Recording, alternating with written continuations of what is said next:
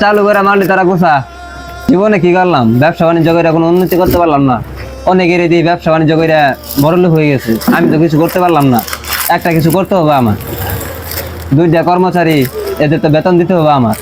এরকম তো বেশি বেশি ক্যাশ থেকে টাকা দিতে চলবো না। দেখি কি করা যায়। বুদ্ধি একটা পাইছি, কাস্টমারের 1 কেজি জিনিসের ভিতরে 100 গ্রাম করে কমা দিতে হবে, 900 গ্রাম করে দিতে হবে। তাহলে মনে হয় ব্যবসা বাণিজ্যে উন্নতি করা যাবো, তাহলে মনে হয় বড় লোক হওয়া যাবো। কর্মচারী দুইটারে বেতন মনে হয় ঠিক মতো দেওয়া যাবো। 1 কেজি করে মাল দিবি, তার এই 1 কেজির ভিতরে 100 গ্রাম করে কম দিবি, 900 গ্রাম মাল দিবি। না আমি এগুলা করাম না। কেন? আমি করাম না। আমি এই যে ব্যবসা হচ্ছে হালাল জিনিস, ঠিক আছে? আমি বেহালালে কাজ করতে পারবো না। বেহালালে কাজ কেন করলি? ব্যবসা বাণিজ্য তো উন্নতি না করতে না, হবে। আমি আপনার চাকরি করুন না। আমি এই কাজে আমার হুকুম দেন, আমি চাকরি করুন না। কিসের জন্য করবি না? আমি এই 2 নম্বর ব্যবসা করাম না। তাহলে 2 নম্বর ব্যবসা করা হবে না? না আমি 2 নম্বর ব্যবসা করাম না।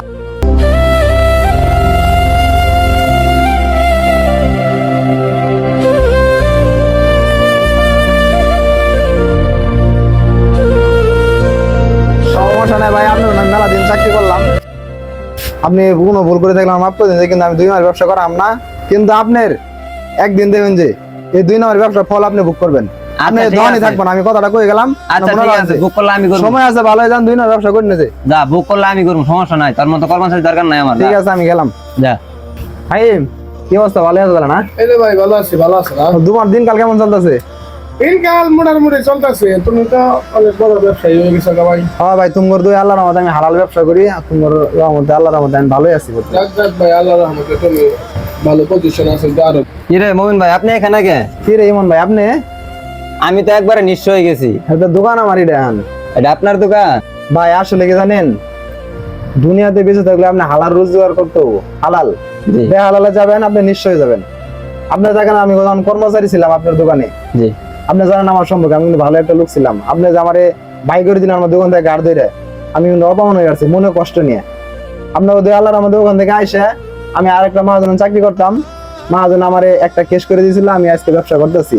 আর আপনি যে 1 কেজি ওজনের ভিতরে আপনি 100 গ্রাম কম দিতেন, এটা বেহালাল, এটা আপনি হালাল হইতো না। জি। এই জন্য আল্লাহ আপনার এটা সয় নাই। আপনার দোকান কি হয়েছে? আমার দোকান পুড়ে গেছে দেখছেন? এই 2 নম্বর ব্যবসা করাতে। কে আপনি এত বড় একটা ব্যবসায়ী? আপনার আমি বলছিলাম যে মহাজন, আপনি 2 নম্বর ব্যবসা করেন না, আপনি ওজনে কম দিয়েন না।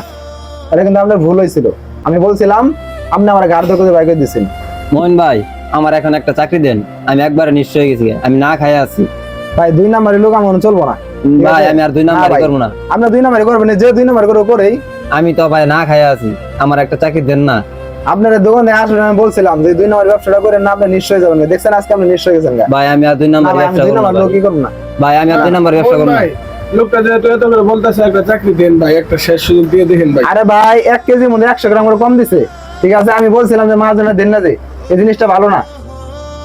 আল্লাহ আপনার আজকে নিশ্চয় বানাইছে। এই ভাই, সে তার ভুলটা বুঝবার পাইছে ভাই। এখানকার যেহেতু নিঃস্ব হয়ে গেছে, দোকানটা পুড়ে গেছে, এখানকার ভাই একটা আপনার দোকানে তো লোকজন লাগতেছেই, আপনি এই লোকটা রেখে দেন ভাই। এটা আমার রিকোয়েস্ট ভাই। যাই হোক, এরপর তো আর 2 নম্বরই করবো না। না ভাই, আমি আর 2 নম্বরই করবো না। এরপর থেকে আপনার 2 নম্বরই করেন না, ঠিক জি ভাই। আছে? থাকেন।